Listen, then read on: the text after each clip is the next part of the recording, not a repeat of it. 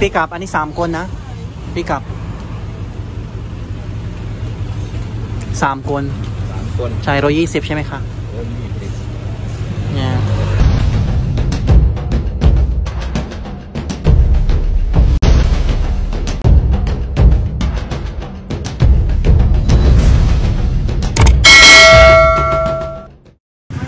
Hi guys, it's Jules and welcome back to my channel.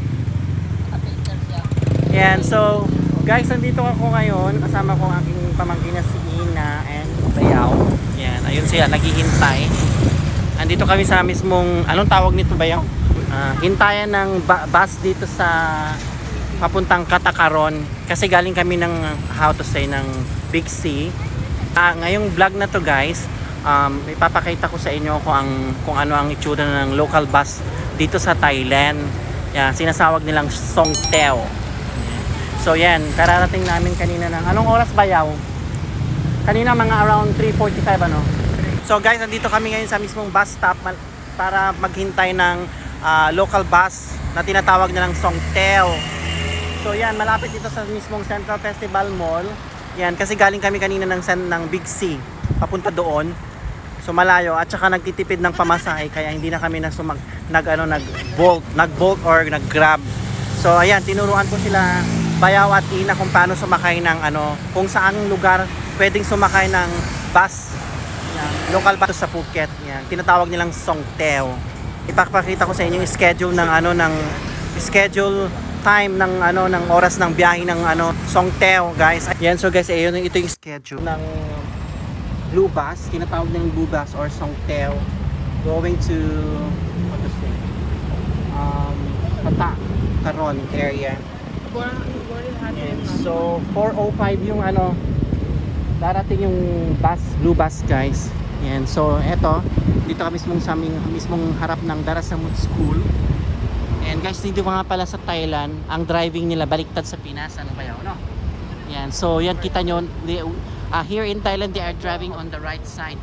Yan, ano siya, right side yung driving guys, driver. Left side. Yan, so ayan siya guys, oh. Yan. So ito yung itsura ng actually okay naman din, at least pag naulan pwede kang sumilong doon para maghintay ng blue bus guys. Ayan, oh. Yan si Bayaw, first time mong sumakay Bayaw ng blue bus. Yan, so ayan, may maraming nang naghihintay na mga na passenger, yung mga Chinese, ito ibang lahi, hindi ko alam kung taga saan yan. So dapat mabilis pag huminto na ang how to say, huminto na yung blue bus. Yan, sakay agad. Mahirap na kasi baka maunahan ka. Yan. Ito yung Central Festival Mall guys. Malaking mall yan hanggang doon. Yan. So yan, pag sumakay ka pala ng blue bus dito guys, tingnan mo kung anong pangalan ng blue bus. Kasi may mga blue bus na papuntang Patong, may mga blue bus na papuntang Kamala, other parts of dito sa Phuket. So ayan na. Ayan na, bilisan nyo na. Okay na yo. Maunahan tayo. Ano to? Ito na, Phuket Town. Ano ba? Go to Phuket Town. Katakaron? Ito na yung blue bus guys na tinatawag Songthaew. Swerte natin. Ayan, swerte natin kasi walang nakasakay.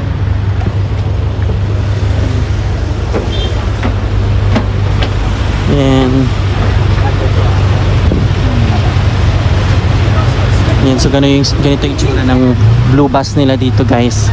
Dito sa Phuket area, blue bus. Songthaew ang tinatawag nila to guys. Songthaew. Open air siya, so malamig, hindi ka mahihilo. And then ang bayad niyan is 40 baht per person. Yan. Yan, so yan yung driver nasa harap. Hindi siya pwedeng makausapin kasi closed door, closed window siya guys. Ayan, oh.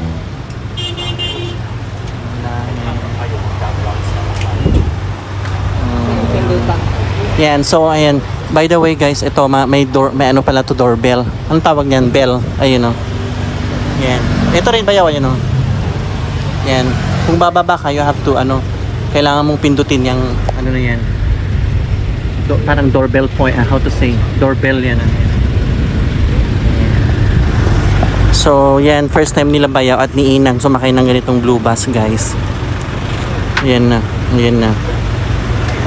So dapat mabilis ka. Yun na, nainit dun. Unahin natin sila. Yan, ay kilala ko yan. Pilipino yan, kaibigan na Ate Julie yan. Kilala niya. Ayan, ayan, ayan, mga Pinoy. Mga Pilipino. Mga Pinoy. Ayan. Yan, so may nakasakayan kaming Pinoy din guys. Parang kilala ko isang teacher.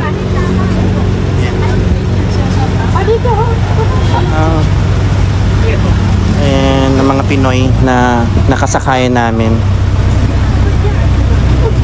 40 baht ang isa bayaw. Yan. So yan yung mga maganda tong blue bus na to sa mga nagtitipid na pumunta ng from Phuket Town go to Kata Beach or Karon Beach. Yan, maganda to guys. Kasi 40 baht. Oy, sawadee ka. Yan si ate. Yan, kaibigan ni Ate Julie. Saan kila? Pamoko karon na check-in social, mayaman. Ano? Lahat ng mga teachers? Ang galing no. Wow. Kasama mo parents mo, friendship? Wala na kami ni Ate Julie sa hotel. Somewhere down in Karon. Karon.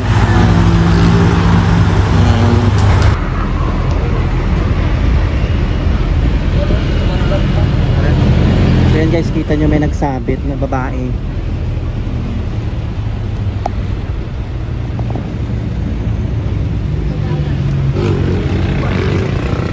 So guys, itong blue bus na to, ang driver mismo ang bababa para maningil ng ng pamasahe ng mga passengers. Ayan siya.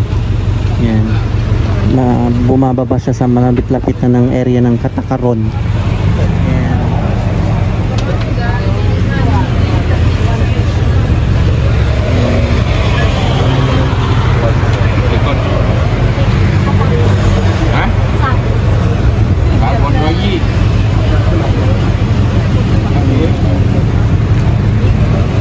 Na ito sa mismong apartment ko guys, kaya pipindutin na namin yung button na yon para bumaba. Yan, para bumaba you have to press that button. Natutunog yan guys.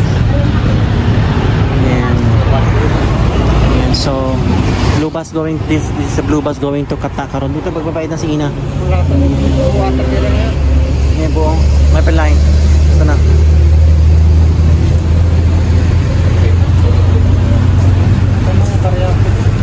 Huwag na, ito na. Ayun na ka na. Pick up, ani Samkon na? Pick up.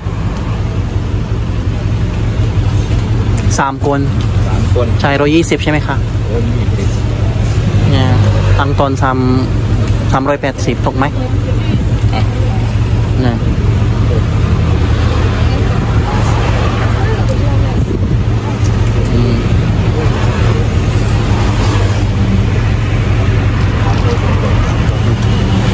ครับ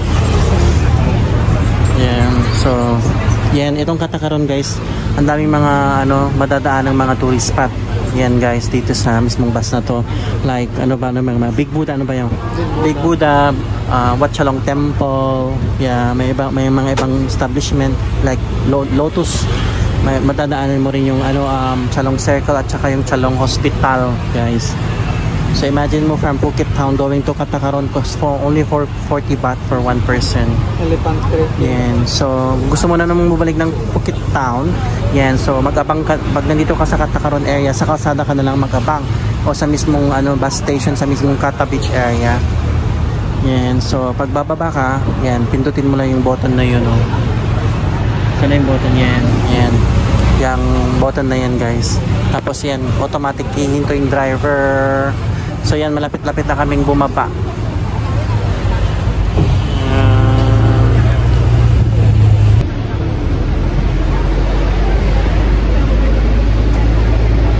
Malabo na yung camera ko.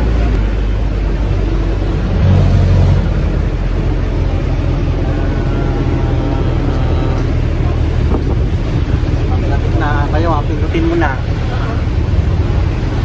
Ayun mo. Hindi na malapit ka.